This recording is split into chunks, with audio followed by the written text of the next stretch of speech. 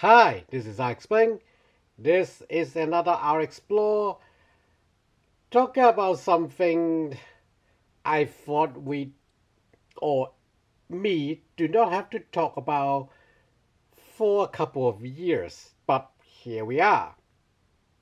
Originally, I was going to film an our explore about Zeta Gundam because, as you see, I did do one more I'll explain on the Zeta Gundam because of its importance for the franchise, the lore, and for myself. Either way, recently Bandai reviewed the year 2025's new Gundam, which would be the GQuuuuuuX, or at least that's the romanization of the Japanese pronunciation. Either way, the Cossacks have a rather new style and take on the Gundam form, and people, should I say surprise? Yes, surprise, not surprise, pick it apart for not being Gundam-like enough. As a reminder, even though G-Frame have its own style, but this is what the original Gundam looks like. And yeah, you can quickly see how the classics and the latest installment before our classics has no direct style lineage, to say the least. In fact, I recently made a video about how much work the original Gundam's designer spent to make this, the Mark II, seems like a natural evolution. Like you can see here, they are similar. You can notice a lot of similarities, but at the same time, there are lots of difference in stylish choices, and these both are G frames. They are not being done in different style, yet you can see a distinct styling difference from the Mark II. Okawara spent loads, like, pretty much more than 10 Gundams, like nearly 20 designs to make the transition look smooth. So, when you meant to tell me, oh no, there is this Gundam design that looks nothing like a Gundam, where we have, sorry, come back. First, well, okay, Zeta does not transform for the G-frame, but um, literally different type of legs, very different stylings for the arms. Chest is very pointy, high speed, where the Gundam is very much a replica of armor. Armor human replica, yeah. Basically, original Gundam very much an enlarged power suit, while Zeta Gundam is if a space jet, or rather, if a space shuttle need to have a robot form, while it also have to go hypersonic. And then, sometimes later we got F90, where the original Gundam is inspired by the samurai's armor. The F90 is inspired by the Gothic Knight armor and, as the formula name suggests, formula race cars. That's why you got giant grills and things, everything. And even both are high-speed designs, Zeta is quite different from F91, which we jump decades afterwards. We got Gundam Aerial.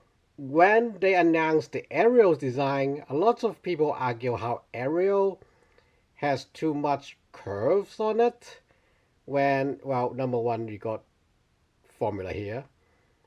But two, the thick thighs is actually more in line with at least Okawara's illustration of the RX-78 than the F91 and Zeta. Not to mention of the enlarged power suit part, where Ariel is clearly more human-like in proportion, but the armor is better fitted than RX-78, as it is designed with modern sensibilities. But putting it next to Zeta, you can see how Zeta looks nothing like an enlarged power suit, at least in direct comparison to Ariel. Ariel looks a lot more human proportion, while Zeta is pretty much a robot. And Ariel, in the high mobility form, is or does convince people that it will go fast, just like Zeta Gundam and F91. So I just randomly picked 3 hero Gundam, and we got 3 very distinct style from the original Gundam, which is, compared to the mecha genre at the time, is a high-speed design. So we went from a little bit higher speed of design to, different high-speed design over the decades. And, from the head, people might argue, oh, F91 does not transform. It's a lot more, RX-78-like. It's like, okay. If you're talking about F90, maybe, but for F91, first of all, the chest is just massively different. Even though both of them got grills. And in fact, the F91 have a cockpit opening from the top. That is nothing that RX-78 The head, F91 famously have this open face where it shows a very different design. Skirts, okay, we can sort of skirt around it, but down to the legs. While RX-78 is not a completely angular design, it is not a slick curve like the F91 at all.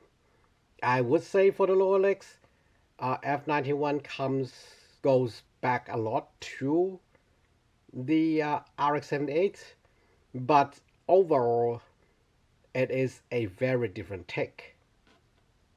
And again, we just talk about how these guys are, spacefarer Gundam designs. You would believe them to fly, or at least in space.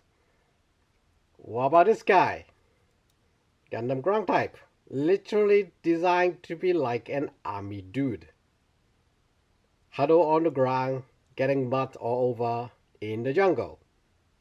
Aside from the head, that, to be honest, Okawara spent enough time to make it very much a military helmet looking, that I will argue only the face and the antenna are barely the same. Like, the whole helmet is different. Like, sure, they're probably both, design wise they make sense too. RX-79 is internally very similar to RX-78, just that it have very different armor cuts and layout equipment. So that shows externally very different machine. And yeah, even Ariel is somewhat okay. This could be a machine of war. How about this? I don't have a G-frame Shining Gundam, but I have a Burning / God Gundam here. This is not a war machine. This is a competition martial art fighting machines designed to bring out the maximum potential from one pilot for fixed range combat, pretty much. Well, okay, it does shoot projectiles from its fist, but still, point is being, and have shoulder machine guns. Point is being, it is not the first time that Gundam is a, isn't designed as war machines. Like G Gundam is a very good example where Gundams are not designed as war machines. And getting crowded here. And all the Gundams here are designed to have very different purpose here. You can talk about how, okay, these guys in the middles are designed by different designers, but even Okawara himself got very different designs for Gundam. You know, an army dude, a space power armor suit, and should I say Japan? Just Japan. This is just Japan. Burning Gundam is just Japan. And meanwhile, he's working crazy to fill up the gaps between all of his different Gundam designs to bring it smoothly to place. Alright. We can go a bit further. Let's put this in chronological. Let's put this in chronological order. Oh, Mark 2 got a middle spot again. Hello up, people. Or Gundams. Okawara just spends his entire life trying to make this transition work. There is new Gundam here that wasn't his, but you know, it's pretty much from Mark 2 to Zeta that he's trying to put all the Zeta's design back into his newer designs. And that's why I comment how Zeta affected Universal Century's Gundam from that point on. And that is because Okawara, he's such a big nerd. He have to put all the advancement from Zeta back into his design for newer Gundams. And yeah, the original concept for God Gundam is supposed to be transformable as well. It is literally going to transform into a Firebird or Phoenix. So there are actually some Zeta influence there as well, if you want to look at it that way. Not to mention Mark II is supposed to be the original Zeta, but you know, Okawara lost their internal competition. It get to the Fujida's design, which I think is just great. And you know, that the jump from here to there is seriously, people. In fact, even the original gone through several design changes, and you know, it wasn't this white and red Spanko prototype that Tomino wants. Tomino wants this. This looks like a military weapon, not this tri-coat flag of freedom weirdness. But it stuck. It worked. People go for it. So from then on, all the protagonist hero Gundam got tri-coat on. Until pretty much Unicorn, that they fully shed the tri-coat.